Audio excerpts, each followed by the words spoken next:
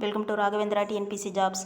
இது நேற்று நடந்த குரூப் 4 எக்ஸாமோட கொஷின் பேப்பர். இது எல்லாரும் பார்த்துருப்பீங்க, எல்லாருமே எழுதியிருப்பீங்க. எவ்வளோ கஷ்டமாக இருந்ததுக்குன்னு தெரியும். எல்லாருக்குமே கஷ்டம்தான். இது உங்களுக்கு மட்டும் கஷ்டம் கிடையாது, எல்லாருக்குமே கஷ்டமான விஷயந்தான். ஆனால் இது யாருக்கு இன்னுமே சிரமமான விஷயம்னு பார்த்தீங்கன்னா, இதுக்கப்புறம் நடக்க போகிற எக்ஸாம் எந்த அளவு அவுட் சோர்ஸ் போய் படிக்கணுன்றது தெரியல. அதுதான் இப்போ மிகப்பெரிய சவாலாக இருக்கிற ஒரே விஷயம் இதுதான். இப்போ இதுக்கு முன்னாடி பார்த்தீங்கன்னா ஜிஎஸ் கொஞ்சம் அவுட் சோர்ஸ் போவாங்க. அது ஓரளவு ரிலேட்டடாகவே இருக்கும். அந்த டாப்பிக்கு ரிலேட்டடாக இருக்கும். அவுட் சோர்ஸ் நம்ம புக்கில் படிச்சிருப்போம் பேசிக்ஸாக, அதோட அட்வான்ஸ் லெவலாக அவுட் சோர்ஸில் படிப்போம்.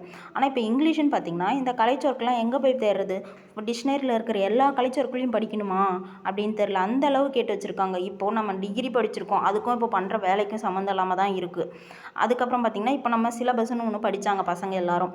அதுக்கும் இப்போ இந்த எக்ஸாம் எழுதுறதுக்கும் சம்மந்தமே இல்லை. அதுக்கு படிக்காமே எழுதியிருக்கலாம். எதுக்கு சிலபஸ்ன்னு ஒன்று, புது சிலபஸ்ன்னு ஒன்று கொடுத்தாங்க.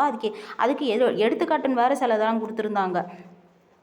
நீங்கள் அங்கேயே எடுத்துக்காட்டில் இந்த மாதிரி ரிலேட்டடாக கொடுத்துருந்தா இந்த சைட்லாம் போவாங்கன்ற ஒரு ஐடியாவாவது எல்லாருக்கும் வந்திருக்கும். அதை மாதிரியும் கொடுக்கல. சிம்பிளாக அதில் கொடுத்துருக்க எடுத்துக்காட்டுலாம், சிலபஸில் இருக்கிற எடுத்துக்காட்டுலாம் பார்த்திங்கன்னா சிம்பிளாக இருந்துச்சு. அப்போ அவங்களோட ஐடியா எப்படி இருந்திருக்கும்? அப்போ இதுக்கு ரிலேட்டடாக தானே இருக்குன்ற மாதிரி படிச்சிருப்பாங்க. ரெண்டாவது இது 10வது தரம் தான், அந்த தரத்தில் தானே இருக்குன்ற மாதிரி படிச்சுட்டு இருந்தாங்க.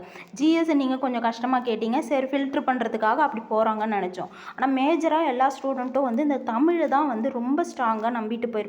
அதை போட்டு உடைச்சிட்டாங்க. இது என்ன தான் கஷ்டமாக இருந்தாலும் அடுத்து குரூப் 2 வருது, படிக்கணும்னு வந்துட்டீங்க. உங்களோட லைஃப்பை அடுத்த லெவலுக்கு கொண்டு போகணும்னு தான் எல்லாருமே படிச்சிட்ருக்கீங்க. அதனால் தயவு செஞ்சு டச் விட்டுறாதீங்க. டச் விட்டுட்டிங்கன்னா திருப்பி போய் ரீஸ்டார்ட் பண்ணுறது ரொம்பவே கஷ்டமாக போயிடும். தமிழை வேணால் இப்போதைக்கு வேணால் ஒரு 1 வீக் அது பார்க்க வேணாம். ஜிஎஸ்ஸை நீங்கள் கான்சென்ட்ரேட் பண்ணிக்கிட்டே இருங்க. ஏன்னா ஏற்கனவே நீங்கள் படிச்சிருப்பீங்க. அதை டச் விடவே விடாதீங்க. அதை விட்டுட்டிங்கன்னா திருப்பி ரீஸ்டார்ட் பண்ணுறது அவ்வளோ சீக்கிரமான ஒரு விஷயம் கிடையாது. ரொம்ப பெரிய கேப் விழுந்துடும். 2 மந்த்ஸ் தான் கிட்டத்தட்ட இருக்குது குரூப் 2க்கு. அதனால் தைரியமாக படிங்க. முடிஞ்ச அளவுக்கு எவ்வளோ டேட்டாஸ் எடுத்து கொடுக்க முடியுமோ அது எங்கேருந்து எடுக்கிறாங்க எல்லாமே முடிஞ்ச அளவுக்கு சப்போர்ட் பண்ணுறோம். தேங்க்யூ.